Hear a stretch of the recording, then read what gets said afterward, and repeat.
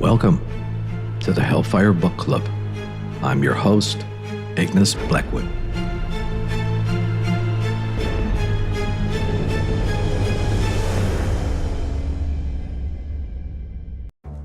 Meet Paul Sheldon, a best-selling author whose words have captivated millions. With his latest novel, the final book in a beloved series, now behind him, he's ready for a fresh start. The open road ahead feels like the perfect escape, an opportunity to clear his mind and chart a new path for his writing. As he drives through the winding, snow-covered roads of Colorado, Sheldon is seeking solitude in the serenity of the mountains. For a moment, it seems like everything is falling into place. But fate has other plans.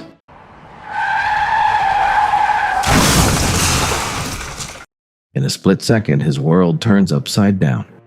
You see, fate has a way of setting unlikely people on a collision course, and Paul Sheldon is about to experience a twist far darker than anything he's ever written. After a devastating car crash, he wakes up in a remote house where he'll soon meet his most devoted fan, Annie Wilkes. And from that moment on, neither of their lives will ever be the same. Stephen King's Misery takes us into a pretty terrifying place. Fandom gone wrong.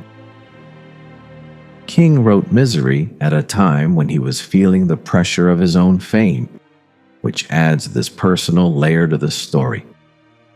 After Paul is rescued by Annie, he begins to notice some odd things about her. At first, she seems like a caring nurse, but things quickly go south when she finds out what Paul has done to her favorite character, Misery Chastain. Annie becomes completely unhinged. She's kind and maternal one minute, then violently enraged the next. She's a walking time bomb, and it's impossible to know when she will go off. What follows is this intense, nerve-wracking battle as Paul, bedridden and injured, is forced to write a new Misery novel to appease Annie. He's got to play along with her insanity to survive.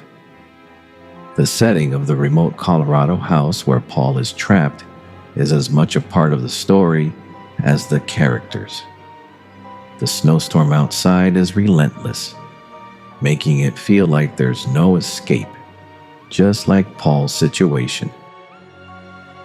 King does a great job of making the house itself feel claustrophobic, like it's closing in on Paul. Mirroring how trapped he is with Annie, it's creepy and isolating, which just makes the whole thing more intense. But Paul Sheldon's journey isn't just about getting away from Annie.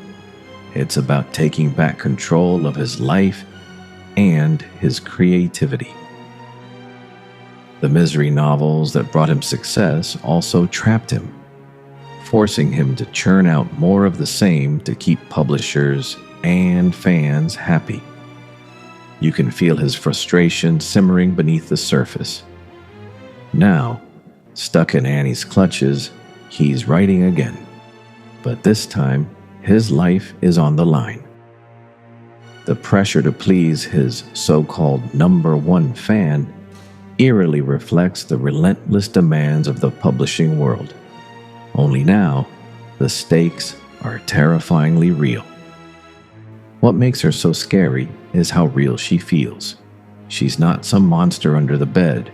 She's a deranged fan who thinks she owns Paul and his work. King's writing in Misery is sharp and tense, pulling you into Paul's claustrophobic world. There's this undercurrent of dark humor that makes the horrific moments hit even harder. King knows just how much detail to give to make you squirm without completely overwhelming you. And honestly, the way he balances tension with those little breaks of humor is pure genius. Now, as much as I love Misery, I'll admit there are parts that drag a bit. Some of the scenes where Paul's forced to rewrite the novel under Annie's watch can feel repetitive. I get that it builds tension, but it does slow things down. And regarding Annie's backstory, we get a few hints here and there, but I feel like it could have been fleshed out more.